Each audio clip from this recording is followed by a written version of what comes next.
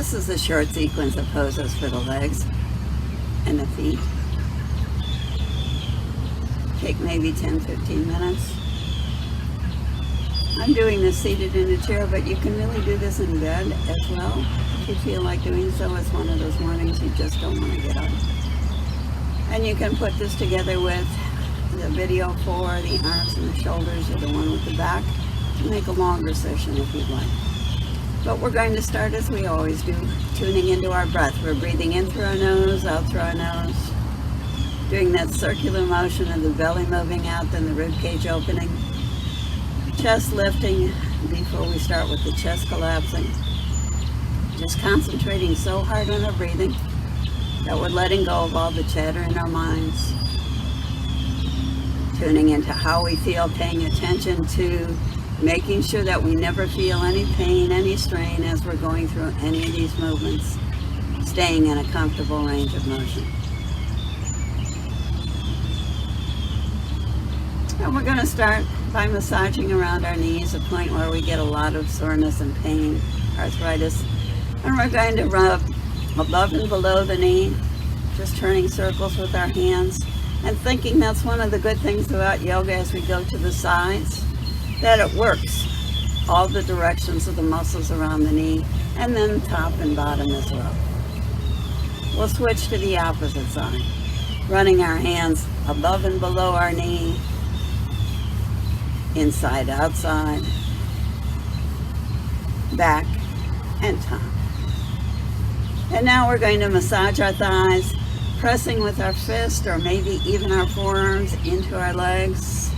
If we're doing this in bed, we probably want to bend our knees, planting our feet on the mattress so that we can get a better push into our legs.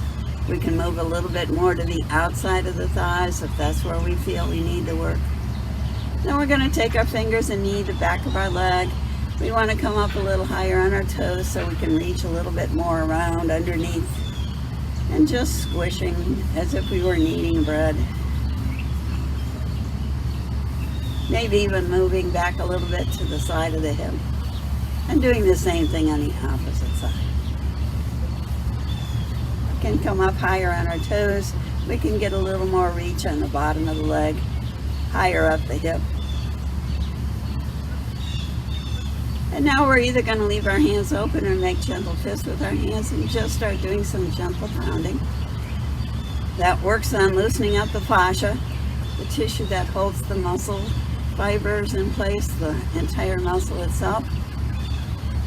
We can bring our hands around and start pat a little bit on the back of the hips, lower back, sides.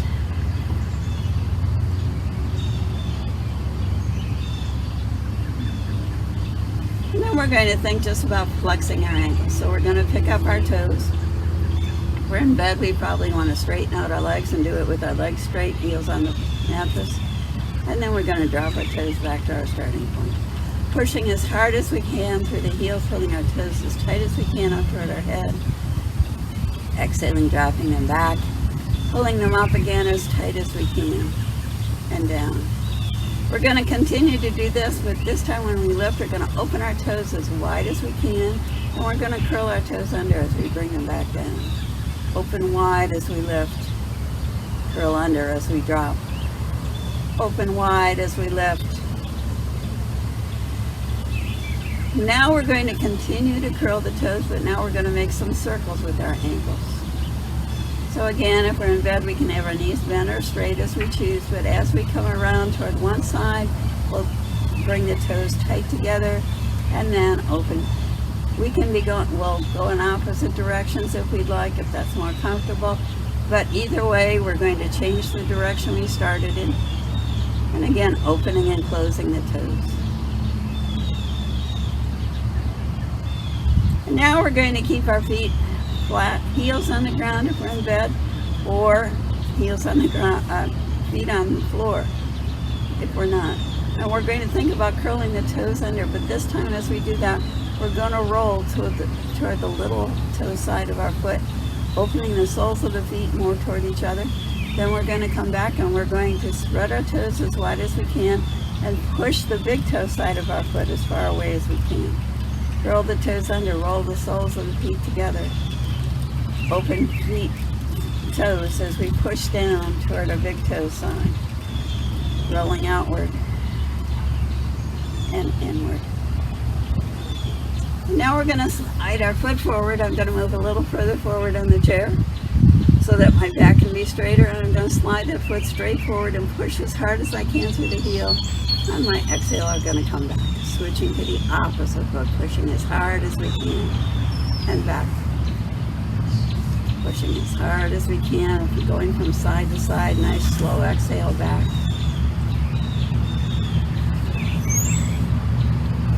Loosening up now through the knees as well as through the ankles.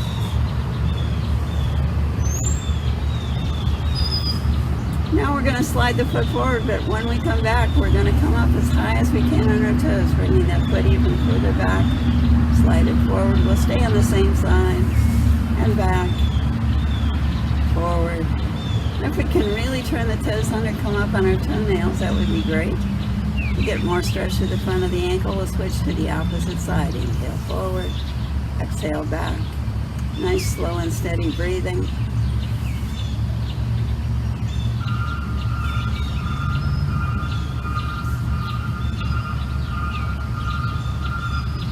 And now we're going to either keep our toe on the ground and start working through the heel, or lift that foot all the way. And we're going to move the lower leg around in circles. Or reverse direction. So again, we can do this with the toe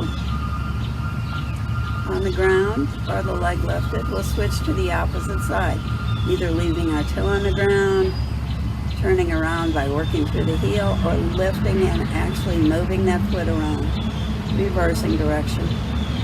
We'll do the same thing now, working on loosening up more through the hip by moving the knee in circles, so we can stay on the toe or we can lift the leg. Either way, we want to get that knee moving in a circle or reverse direction. Switching to the opposite side. Turning around. Outside first, and then inward. Now we're just going to walk in place. So we just lift our knee and drop. Lift our knee and drop. If we're lying down in bed, we can just lift the foot so we're making the foot higher off the ground, leaving the knee in place. But just as if we were walking. Now we want to loosen up a little bit more through the hips, so we're going to lift the knee, we're going to swing it out to the side, bring it back and down. Lift the knee, swing it out to the side, back and down. Moving from side to side with our breath. Inhale, exhale, inhale, exhale.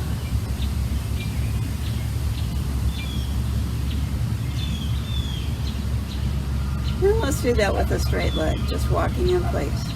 Straight leg up.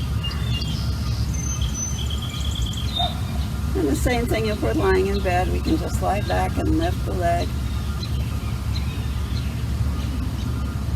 And we'll do that loosening up to the hips as well. Lifting the leg, swinging it out to the side, bringing it back and down. Lift.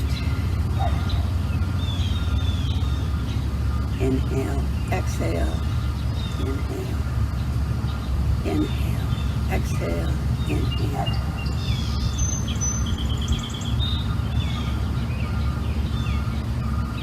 Now we're going to walk our feet in and out, so we loosen up more through the hips. So we're going to step one foot out to the side, the other foot out to the side, back to center.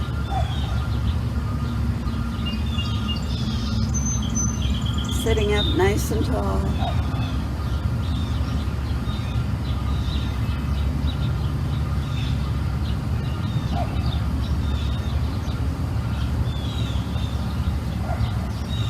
Now we're going to straighten out our legs. You might want to wiggle a little further forward in the chair. We're going to flex our feet again, pulling our toes straight as we can up toward our head, and then straighten out our toes. Pushing as hard as we can.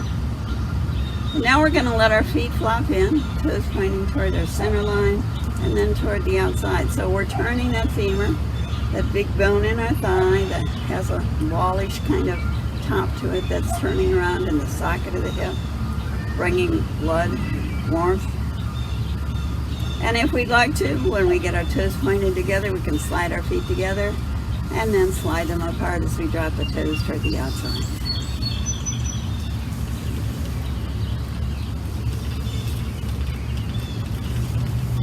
And now, when we have our legs apart, we're going to think about bending at the knees and pulling our feet together, coming up on our toes, and then pushing the legs apart. We can do this if we're lying in bed too, opening the legs, and then bending the knees and pulling the feet closer together, trying to get the legs aimed so that the soles of the feet are facing toward each other if we can.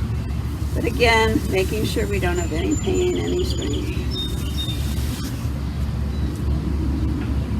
And the next time we bring our feet together, we're going to hold them together. If we're seated in a chair, we're going to come up on our toes because that gives us more mobility through the hip.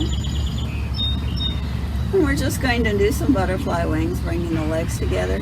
We can take our hands to the inside and press further apart to get some more opening, stretching in the inner thigh muscles.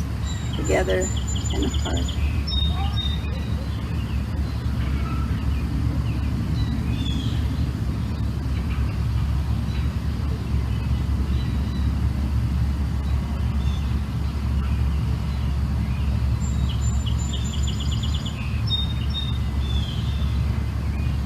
Now we're going to keep our knees together, but we're going to keep up on our toes so we can start swinging both legs over to one side, just as if we were doing windshield wipers. We're lying in bed, we can have our feet flat on the mattress, or even be up on our toes, but we're still doing the same thing, swinging side to side. And we're going to finish off with a spinal twist, so we're going to drop both knees to one side. We're going to take our hand to the outside of our leg and then start twisting through the belly, the rib cage, the heart, turning out to the side. We can move with our breath back and forth, or if we prefer, we can stay turned to the side to really loosen up to that spine. We'll come back to center and switch to the opposite side. And again, we can move with our breath if that's our preference. And we're just trying to get some of the kinks out of the hips, the back. And then coming back to center, finding a nice comfortable spot. If we're lying down, we can just let our arms flop out to either side with straight legs or bend as we choose. If we're seated, we're sitting nice and tall, hands resting on our lap, just tuning into our breath again. We can stay here as long as we'd like. We can play some quiet music, some kind of meditation, whatever we'd like to do. Just relaxing and tuning into our breath. And when we've stayed as long as we'd like, we can stretch our arms high to the sky, bring our palms together down to heart center. Namaste.